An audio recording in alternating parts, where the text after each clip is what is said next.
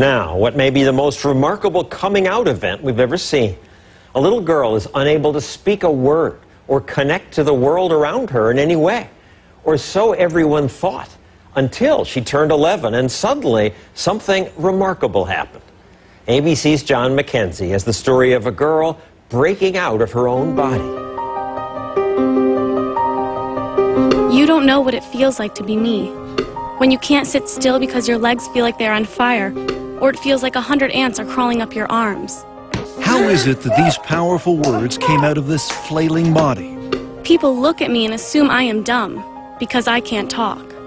Something extraordinary happened to this 14-year-old who was written off as mentally deficient, something that may help unlock the mysteries of a baffling disorder.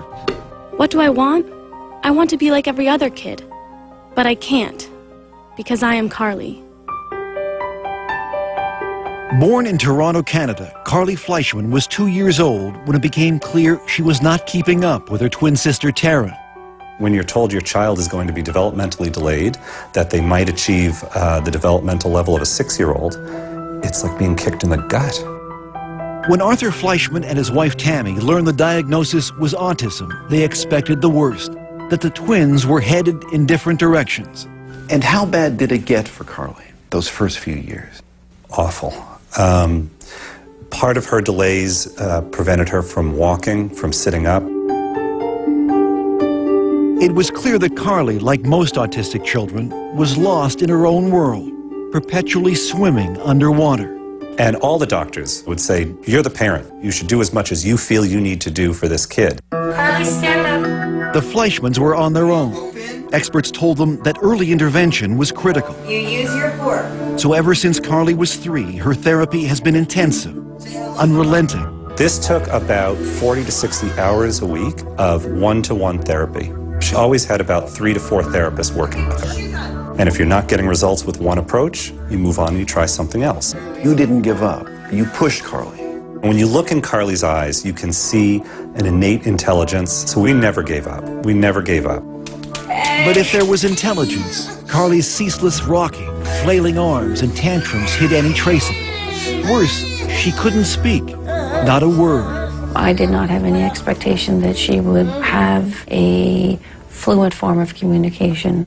Dr. Nicole Walton-Allen is a clinical psychologist who led Carly's therapy program.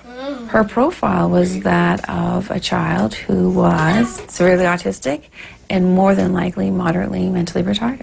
And did you ever think about institutionalizing her? We had friends saying, you know, you've been plugging away, spending thousands of dollars on therapy. You're not really seeing the progress. So, of course, you start thinking about, should she be in a group home? But you decided against this. I could never do it. Could never do it. How can you give up your kid? What do you want? Despite thousands of hours of therapy over months and years, Carly's progress was excruciatingly slow. That is until one day 3 years ago when Carly was 11. She ran to a computer for the first time, and what happened next was a breakthrough so profound it would finally pierce Carly's silent, secret world. And she was quite distressed, and she starts to spell H-U-R, and it was like T, hurt. And then a little bit later on, she spells H-E-L, and we kind of pushed her to finish, and she puts P, so she spells help. Afterwards, she sort of got up, went behind the couch, and she threw up. What are you cheering? Barbara Fenton Nash is one of Carly's longtime therapists. So what did this tell you? It told us that there was a lot more going on there than we knew. And to us, that was a breakthrough moment because we hadn't specifically taught her the words. And at first, we didn't believe it. Knowing this child for 10 years and never seeing her write a thing, of course you're going to be skeptical. Everyone was, including her other therapists, who were now desperate to see proof.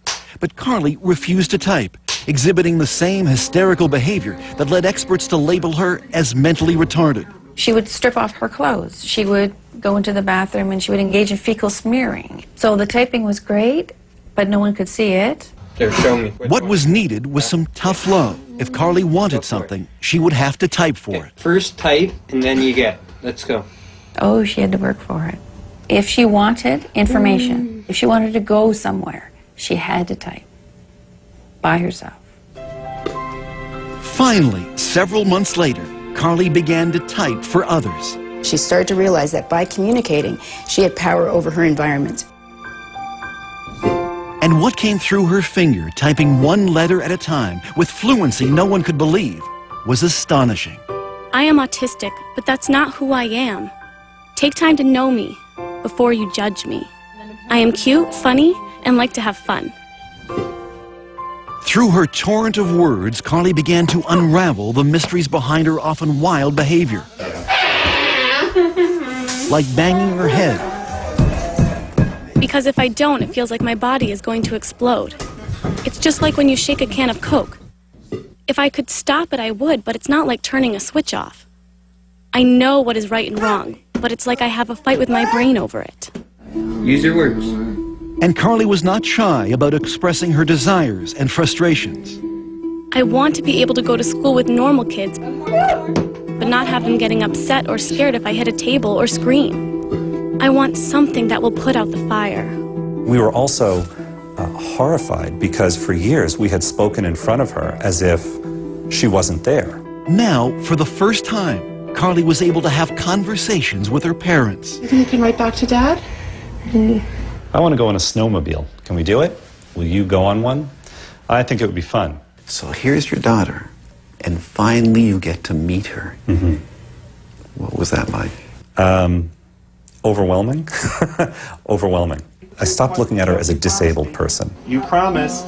Did you lie to me? And started looking at her as a sort of sassy, mischievous teenage girl. I want people to know that no one is telling me what to say, and I don't have a hand up my butt like a puppet. Carly has been very clear that she sees herself as a normal child, locked in a body that does things that she has no control over. Side by side with her twin sister Taryn, it would be easy to dismiss Carly as intellectually challenged. That is, until you ask her a question. Carly, why do autistic kids cover their ears, flap their hands, hum, and rock?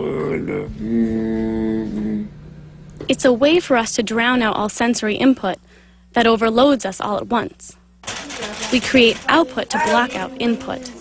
Carly's brain, unlike most people's, is overwhelmed by the senses of sight and sound, taste and smell. Our brains are wired differently. We take in many sounds and conversations at once. I take over 1,000 pictures of a person's face when I look at them. That's why we have a hard time looking at people. The one thing she can control is when and where she'll type. Oh, this is John. This is John. And usually she needs to be motivated. Finish up. You're doing great. When I tried making conversation with Carly, she would not type back. I'll tell you anything you want to know. Her finger hovering over the keys for hours, until I brought up my teenage son. He wants to play football. Now she's smiling. It's going to be something funny. Are you embarrassed? Come on, we want to hear what you have to say. Yes, I guess he's cute. You know, 2 years that we've been communicating, and every time she writes something, there's a little bit of that sense of awe. The room resembled a ship's cabin. Its walls Dear made of Dad, wooden laths, I love when you read to covered me, by many coats and I of love that you believe in me. I know I'm not the easiest kid in the world. Give me a kiss. However, you are always there for me, holding my hand and picking me up. I love you. I'll go through many sleepless nights to hear that. I'll spend every penny we have to hear that. Was there one writing in particular that left a lump in your throat? In this writing where she says, "You've never been in my body. I wish for one day you could be in my body."